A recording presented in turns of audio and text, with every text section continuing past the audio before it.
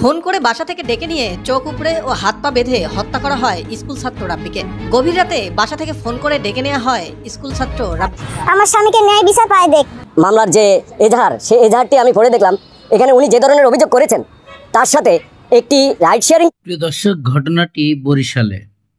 আর এখানে আপন, চাচাতো ভাই এবং বন্ধু বান্ধব মিলে বাড়ির থেকে ডেকে নিয়ে যায় রাফিকে। প্রিয় দর্শক, আনুমানিক রাত 12টা বাজে। সে একটি জায়গায় যাবে বলে তার বাড়ি থেকে তাদেরকে ধরে নিয়ে যাওয়ার পরে গত 3 দিন পরে তার লাশ পাওয়া যায়। সুপ্রিয় দর্শক শ্রোতা, পরিকল্পিতভাবে সেই রাফিকে দুনিয়ার থেকে বিদায় করে দেয়। আর এর যে ঘটনা, এর যে পূর্ব শত্রুতা, ঘটনাটি আপনারা সম্পূর্ণ ভিডিওটি দেখেন। প্রিয় দর্শক, যে যেখান থেকে আজকের এই ভিডিওগুলো দেখার জন্য প্লে করেছেন, সবাইকে অনুরোধ করব সম্পূর্ণ ভিডিওটি আপনারা কন্টিনিউ করবেন, কারণ বিশেষ কিছু তথ্য রয়েছে আজকের এই ভিডিওতে। দর্শক শ্রোতা, ঘটনাটি বরিশালে আগেও কয়েকটি ঘটনা ঘটেছে, আপনারা এই ভিডিওগুলো দেখেছেন। অনেক ভাই কমেন্ট করেন বিভিন্ন জায়গা থেকে। দর্শক, মানুষের মনের ক্ষোভ আসলে প্রকাশকৃত কিছু মানুষ আছে, তাদের রাগ এবং লালসা, এটা কিন্তু স্বাভাবিক মানুষ বুঝতে পারে না। আর না বোঝার জন্য মানুষ অতি সহজে তাদেরকে বিশ্বাস করে। আসলে কার মধ্যে কি আছে এবং কি চলতেছে কখনো কিন্তু এটা বোঝা যায় না। তেমনটাই হয়েছে এই রাফির বেলায়। সে আসলে জানতো না যে আমাকে বাড়ির থেকে যে এরা ডেকে নিয়ে যাচ্ছে, হয়তো আজকে আমার শেষ দিন। এই কথাগুলো সে জানতো না। আর তার বাবা মা যদি জানতো এবং সে যদি নিজে জানতো, তাহলে কিন্তু কখনোই তাকে বাড়ি থেকে বের হতে দিত না এবং সে নিজেও বের হতো না।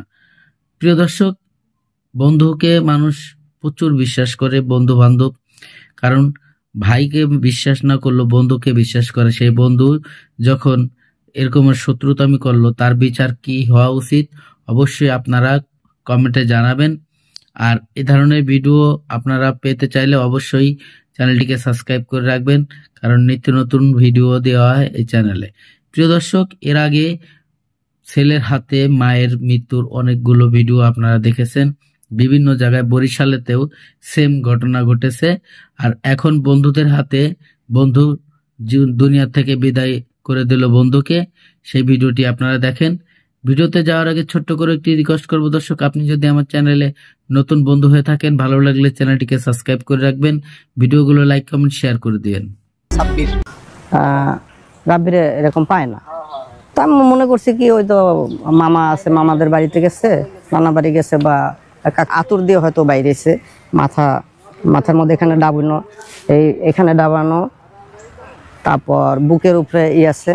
আর সেলাইগুলো আপনার টাইনে উঠেছে, গলায় ফাঁস দিয়েছে যাতে ও চিৎকার করতে না পারে, কোনো সাউন্ড না করতে পারে, এরকম মানে অনেক কষ্ট দিয়ে মারছে।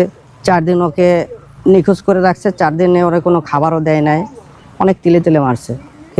আমি চাই দৃষ্টান্তমূলক শাস্তি, ওর ফাঁসি হোক। এই নরপিশাচ থাকলে আরও মানুষের অনেক ক্ষতি হবে। নিহত রাব্বি হাওলাদার পূর্ব রহমতপুর এলাকার বাচ্চু হাওলাদারের ছোট ছেলে। তিনি উপজেলার মোহনগঞ্জ স্কুল অ্যান্ড কলেজের এসএসসি পরীক্ষার্থী ছিলেন।